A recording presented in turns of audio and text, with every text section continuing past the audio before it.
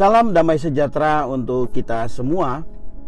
Hari-hari ini di tengah-tengah wabah virus corona yang melanda dunia, dunia kekristenan pun sedang diguncang.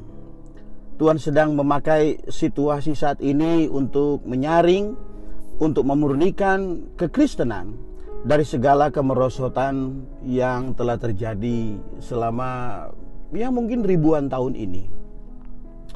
Melalui tidak bisa beribadahnya orang Kristen di tengah-tengah situasi seperti ini, kelihatannya Tuhan sedang memulihkan dengan mewahyukan kepada orang-orang Kristen agar mereka dapat melihat bahwa memang kita selama ini beribadah di mana? Orang Kristen beribadah di mana? Di gereja kah? Bukan. Orang Kristen bukan beribadah di bangunan yang bernama gereja. Orang Kristen berkumpul beribadah di tempat bersidang atau tempat beribadah, apapun nama tempat itu.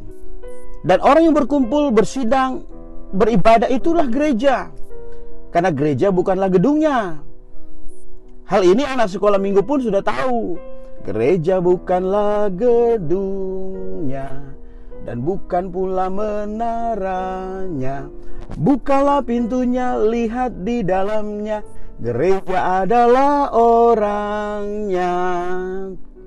Hello, bapak-bapak gembala sidang, pendeta-pendeta yang terhormat, hamba-hambanya, PS pastor yang terhormat, bahwa anak kecil pun sudah tahu gereja adalah orangnya, bukanlah gedungnya.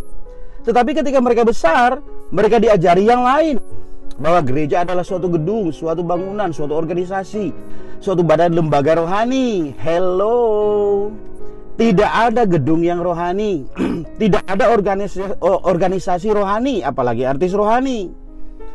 Sebab yang rohani itu tidak kelihatan. Ya, gereja itu organik. Organik itu hidup, tetapi organisasi itu mati. Selanjutnya, melalui wabah ini juga beberapa hambanya yang terhormat udah mulai terekspos dan menyuruh memberi perpuluhan ke rekening pribadinya. Kita bisa tidak datang beribadah berkumpul, tetapi persembahannya, perpuluhannya ditransfer aja kemana? Ke rekening pribadi. Hey bro, di situasi seperti ini masih mengejar tagihan dari saudara-saudara kita yang tidak bisa keluar untuk kerja. Lagi pula, siapakah hamba Tuhan? Sering kita dengar pengkhotbah berkata, haleluya, sebagai hamba Tuhan saya mau berkata kepada saudara-saudara bla bla bla bla bla, jangan curi sepeser pun milik bagian Allah. Sebagai hamba Tuhan saya mau katakan bla bla bla bla bla. Sebagai hamba Tuhan. Bapak Ibu Saudara-saudari, kalau dia yang ngomong itu hamba Tuhan, maka kita yang mendengarkan itu hamba siapa? Ayo. Hamba iblis, darah Yesus jauhkan. Hamba manusia, amit-amit. Kita semua adalah hamba-hamba Tuhan, semuanya. Sekali lagi saya katakan, siapakah hamba Tuhan? Semuanya. Bahkan kita adalah imamat yang rajani. Kita juga adalah imam-imam yang melayani Allah. Nah, siapakah imam? Yaitu orang yang membawa Allah kepada manusia dan yang membawa manusia kepada Allah. Melalui apa? Melalui pemberitaan Injil kita.